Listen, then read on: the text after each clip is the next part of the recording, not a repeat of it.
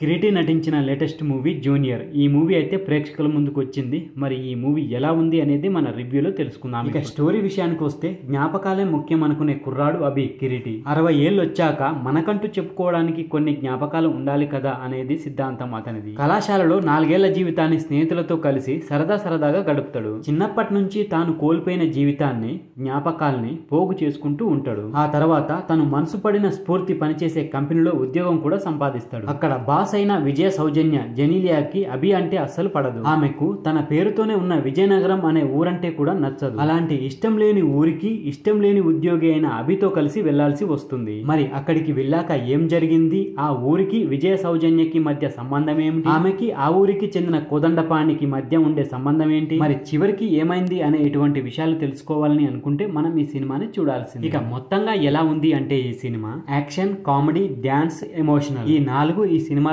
బాగా పండిని అనే చెప్పొచ్చు. స్టోరీ లైన్ పెద్దగా కొత్తదేమీ కాదు, పాతదే అయినా కానీ సినిమాగా మలిచిన తీరు బాగుంది. మరి ఓవరాల్ గా ఎలా ఉంది అనేది మన విశ్లేషణలో తెలుసుకుందాం. దానికంటే ముందు ఫ్రెండ్స్, మన ఛానల్లో ఇలాంటి మంచి కంటెంట్ ఉన్న సినిమాలకు సంబంధించిన రివ్యూస్ వీడియోస్ రెగ్యులర్ గా వస్తూనే ఉంటాయి. మరి వాటి గురించి కనుక తెలుసుకోవాలని అనుకుంటే మన ఛానల్ ని తప్పకుండా సబ్స్క్రైబ్ చేసుకోండి. అలాగే వీడియో నచ్చితే లైక్ కూడా కొట్టండి, మర్చిపోకండి. ఇక వీడియోలోకి వెళ్ళినట్లయితే కథ పరంగా చూస్తే ఇదేదో కొత్తగా ఇప్పటి ప్రేక్షకుల కోసం రాసుకున్న కథ అని అనలేము. ఎందుకంటే ఈ తరహా కథలు మనం ఎప్పుడో ఎన్నో చూసే ఉంటాము. అయితే ప్రేక్షకులను ఎంగేజ్ చేసేలా సినిమా రాసుకోవడంలో డైరెక్టర్ చాలా వరకు సక్సెస్ అయ్యిందనే చెప్పొచ్చు. అలా అని అద్భుతం అనలేం, కానీ ఉన్నంతలో ఒక పక్క కామెడీతో మరో పక్క ఎమోషన్స్ తో సినిమాని ఎంగేజ్ చేసే ప్రయత్నం అయితే చేసి ఒక ఎమోషన్ సీన్ తో సినిమాని ప్రారంభించి కాసేపటికే సినిమాని కాలేజీకి షిఫ్ట్ చేస్తాడు. హీరో ఎంట్రీ సీన్ బాగా ప్లాన్ చేసి ఈ ఫైట్ సీక్వెన్స్ అయితే బాగా డిజైన్ చేసి అందులో కిరీటి కూడా అంతే అద్భుతంగా చేసిండు ఫైట్ ని అయితే. కాలేజీలో హీరోయిన్ తో చేసే అల్లరి, స్నేహితులతో కలిసి చేసే కామెడీ బాగా వర్కౌట్ అయింది. జెనీలియా పాత్ర ఎంట్రీ తర్వాత సినిమా కాస్త సీరియస్ మూడ్ లోకి వెళ్తుంది. ఇంటర్వెల్ సీన్ తో సెకండ్ హాఫ్ పైన ఆసక్తి పెంచేలా చేసింది. ఇక సెకండ్ హాఫ్ లో స్టోరీ మొత్తం గ్రామీణ నేపథ్యంలోనే సాగుతుంది. కొన్ని సన్నివేశాలు శ్రీమంతుడు,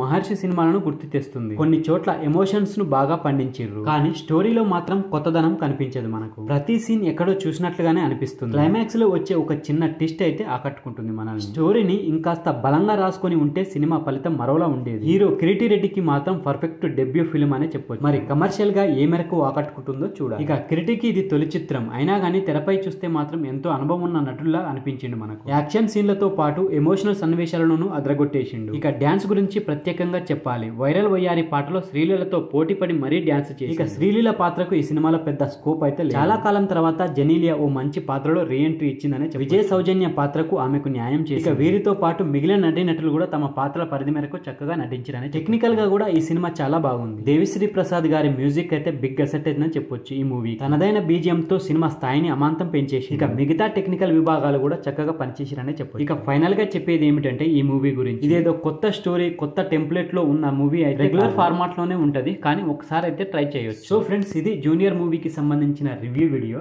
ఈ వీడియో కనుక మీకు నచ్చితే మన ఛానల్ని తప్పకుండా సబ్స్క్రైబ్ చేసుకోండి. అలాగే వీడియో నచ్చితే లైక్ కొట్టండి, కామెంట్ పెట్టండి, మీ ఫ్రెండ్స్కి షేర్ చేయండి. Thank you friends. మళ్ళీ ఒక మంచి వీడియోతో మీ ముందుకు వస్తా. అంతవరకు బాయ్.